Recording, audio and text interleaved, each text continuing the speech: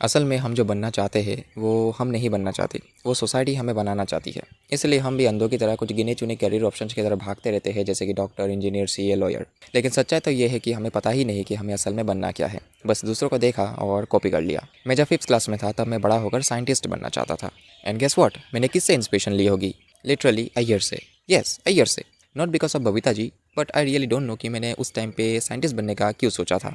Anyways, जब मैं class 8 पहुंचा तब साइंस और मैथ मुझे मुश्किल लगने लगी और मुझे पता चल गया कि साइंस और मैथ के साथ मेरा रिलेशनशिप टूट चुका है। फिर मेरा पढ़ाई से बिल्कुल मन उठ गया। एंड गेस व्हाट, मैं क्रिकेट का शौकीन बन गया। मैं सिर्फ दिन रात क्रिकेट देखता रहता था और जहाँ कोई क्रिकेट खेलते हुआ दिखा मैं वहाँ घुस जाता था। खैर, मैं बचपन से ही फिजिकली वीक हूँ, इसलिए जितनी भी जोर से बैट घुमाऊँ बॉल बाउंड्री के बाहर नहीं, फील्डर के हाथ में जाता था। लेकिन मैं यही नहीं रुकता, मैं ज्वाइन करता हूँ एक फ्री क्रिकेट एकेडमी, जहाँ मुझे लगा कि बैटिंग, बॉलिंग, कीपिंग सब सिखाएंगे। लेकिन जब मैं वहाँ पहुँचा, उस प्रेग्नेंट कोच ने मुझे कहा, बेटा बैटिंग और बॉलिंग अभी नहीं, पहले तुम्हें पुशअप्स, रनिंग, बॉल कैचिंग वगैरह करना पड़ेगा। फिर 6 महीनों के बाद तुम्हें बैट पकड़ने मिलेगा। ये सुनकर मैंने बैट नहीं, रिक्शा पकड़ी और घर चला आया। साइंटिस्ट बनना कैंसिल, क्रिकेटर बनना भी कैंसिल। तो आगे क्या? इंटरनेट पे एक नया ऐप आता है नेम्ड एज MPL, जिसे देखकर मैं अपनी पढ़ाई लिखाई ज़मीन में गाड़ देता हूँ और अपनी क्रिकेट नॉलेज यूज़ करके पैसे कमाने लग जाता हूँ। इनिशियली मुझे कुछ पैसे मिल भी जाते, कुछ 1000-1500 के आसपास। लेकिन गेस व्हाट, ये ऐप आसाम में बैन हो जाता है। फिर जब मेरे 10th बोर्ड्स में बस 6 महीने बाकी थे और मेरे हाफ ईयरली एग्ज़ाम्स का रिजल्ट आया, तो मुझे उसमें बहुत बुरे मार्क्स मिले। स्पेशली मैथ्स में मुझे 7 आउट ऑफ 100 मिला। Literally 7 out of 100। और वो जो 7 मार्क्स थे वो सिर्फ MCQs के थे, और वो भी मैंने सिर्फ तुक्को से ही सही किया था। फिर मुझे रियलाइज़ हुआ कि ऐसा तो मैं बर्बाद हो जाऊँगा।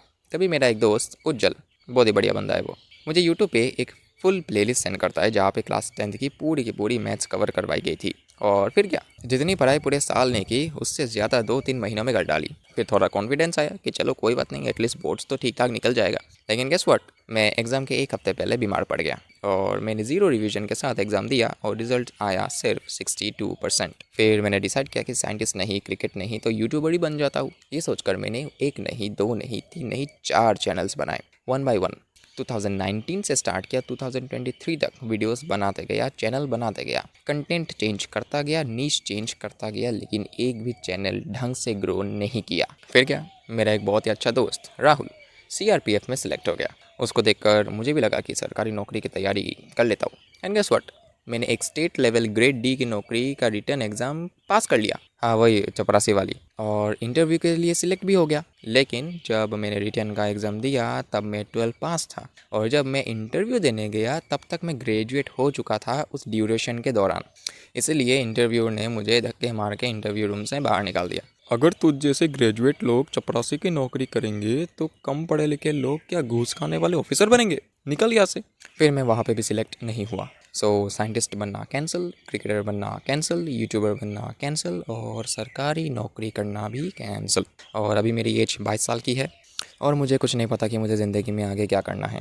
फ़िलहाल मैं बच्चों को ट्यूशन पढ़ाता हूँ और घर बैठे गवर्नमेंट एग्ज़ाम्स की प्रिपरेशन करता हूँ। लेकिन सच्चाई तो ये है कि मुझे अंदर ही अंदर पूरा विश्वास हो चुका है कि मुझसे कोई एग्ज़ाम नहीं निकलेगा, क्योंकि इतनी बार फेल होने के बाद मेरा खुद पे कॉन्फिडेंस बिल्कुल नहीं रहा।